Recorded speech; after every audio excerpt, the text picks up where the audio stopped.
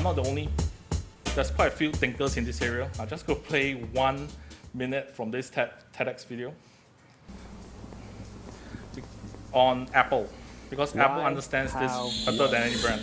This little idea explains why some organizations and some leaders are able to inspire where others aren't. Let me define the terms really quickly. Every single person, every single organization on the planet knows what they do, 100%. Some know how they do it, whether you call it your differentiating value proposition or your proprietary process or your USP. But very, very few people or organizations know why they do what they do. And by why, I don't mean to make a profit. That's a result. It's always a result. By why, I mean what's your purpose? What's your cause? What's your belief? Why does your organization exist? Why do you get out of bed in the morning? And why should anyone care? Well, as a result, the way we think, the way we act, the way we communicate is from the outside in. It's obvious. We go from the clearest thing to the fuzziest thing. But the inspired leaders and the inspired organizations, regardless of their size, regardless of their industry, all think, act, and communicate from the inside out. Let me give you an example. I use Apple because they're easy to understand and everybody gets it. If Apple were like everyone else, a marketing message from them might sound like this: we make great computers. They're beautifully designed, simple to use, and user-friendly. Want to buy one? Meh. And that's how most of us communicate. That's how most marketing is done, that's how most sales is done, and that's how most of us communicate interpersonally. We say what we do, we say how we're different or how we better, and we expect some sort of behavior, a purchase, a vote, something like that. Here's our new law firm.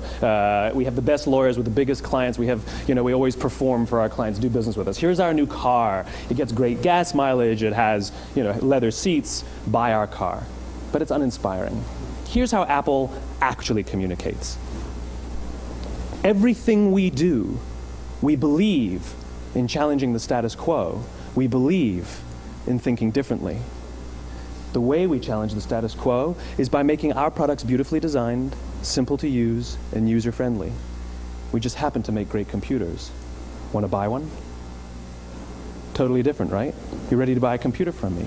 All I did was reverse the order of the information. What it proves to us is that people don't buy what you do, people buy why you do it. People don't buy what you do, they buy why you do it. This explains why every single person in this room is perfectly comfortable buying a computer from Apple. But we're also perfectly comfortable buying an MP3 player from Apple. Okay, I think you all get my point right. 10 years ago, who would imagine buying a phone from Apple, let alone television? But Apple just has this irrational, emotional aspect to its product that the moment you touch it, you just have to have it. For them, they do it through product design. But that's because they have an inspirational leader. But for the rest of the brands, you all have to work it in from the messaging standpoint. Because once your product is known for being reliable, functional, and usable, I need to ask you what's next. When your advertising has been going on for years after years, there's no point talking about it anymore. And that's why brands, they're moving into more emotion, social purpose type of thinking, like Intel stands for innovation. And even Taobao knows how to play this game. One of the most interesting social commerce case study is how Taobao turns Singles Day, which is a play on November the 11th, or they call it Singles Day, which was a joke that university students did to make fun of their friends, into Tmall Day, which actually helped them move 3 billion RMB in inventory within one evening. And it was just very simple. Don't worry if you don't have a girlfriend to love you, we still love you. Just shop online at this time, at this evening, to see what promotions we have for you. Simple. Okay, I've done 2 campaigns, one for B2B, one to B2C, and then I'll probably have to stop there. I'll show you the B2B example.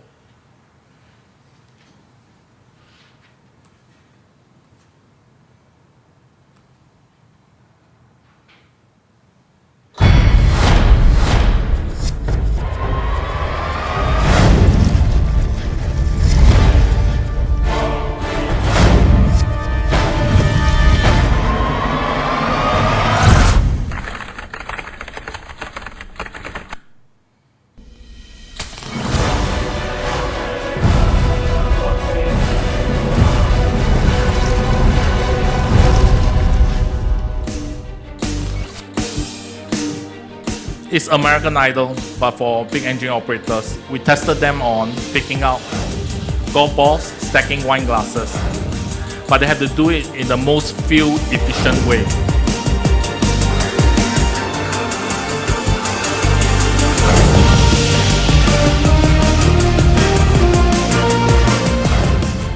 This campaign is so successful that the client is doing it for a third time next year. And this B2B campaign has won probably the most awards for China in the B2B category.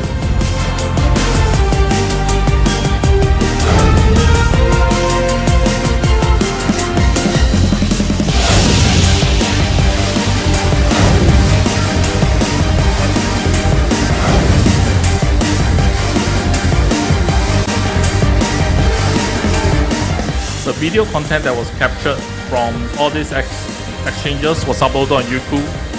In total, all the video content gained about close to 10 million views.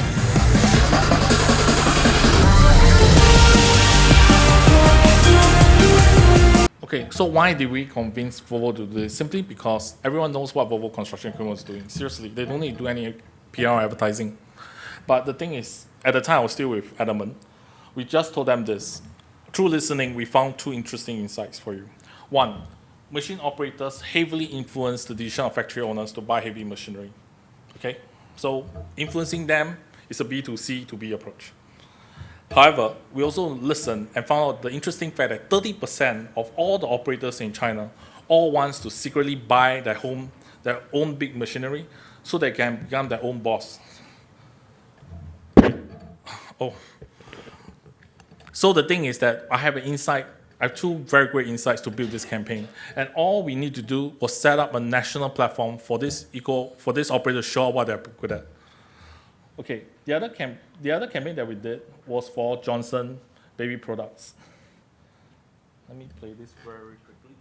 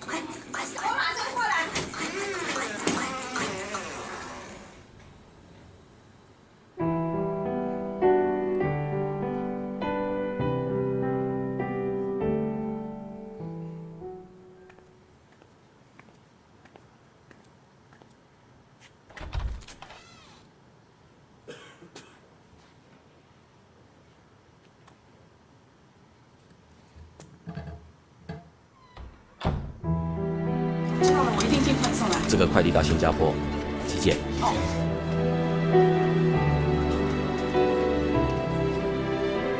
对上班后依然坚持母乳喂养的背奶妈妈来说， I'll translate. 每天都是一场考验。由于缺乏专门的哺乳室汲取母乳，有些人不得不放弃，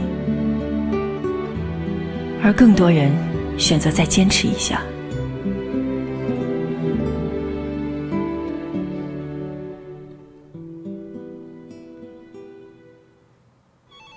我不在的时候，可以用我的办公室。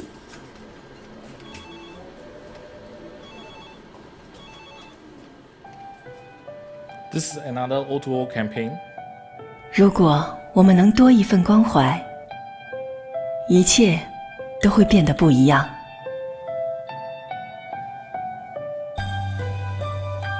So when they hang this on the door, it becomes a temporary nursing area.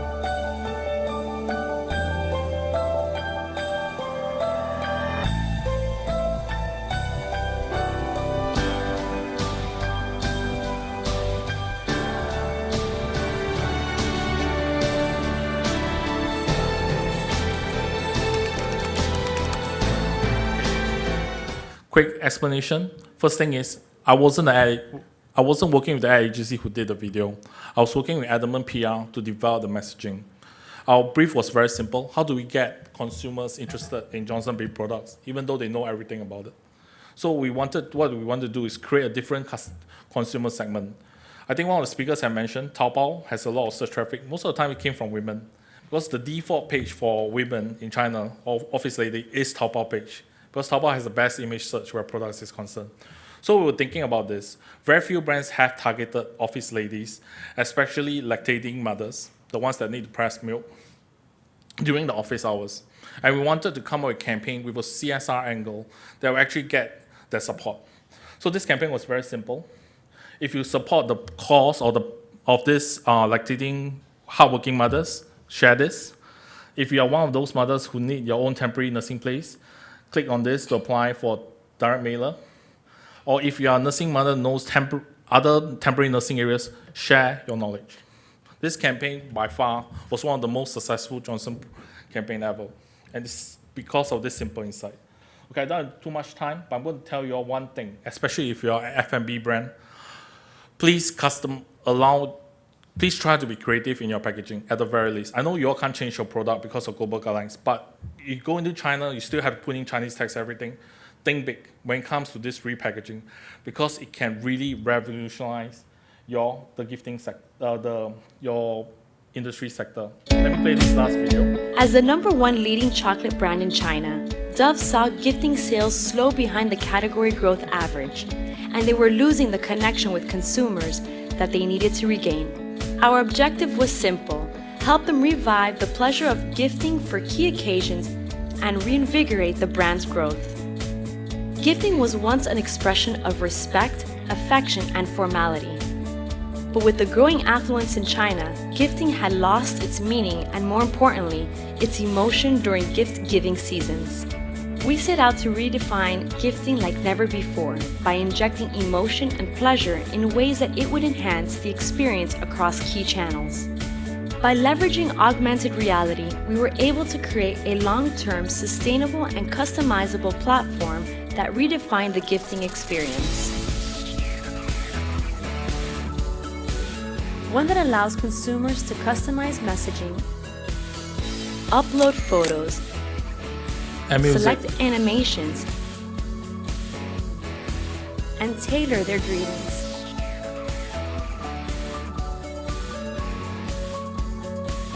The experience To drive was shared consumer along the engagement, Weibo We platform. created an integrated campaign that supported this new augmented reality experience via digital banners, social, search, and mobile.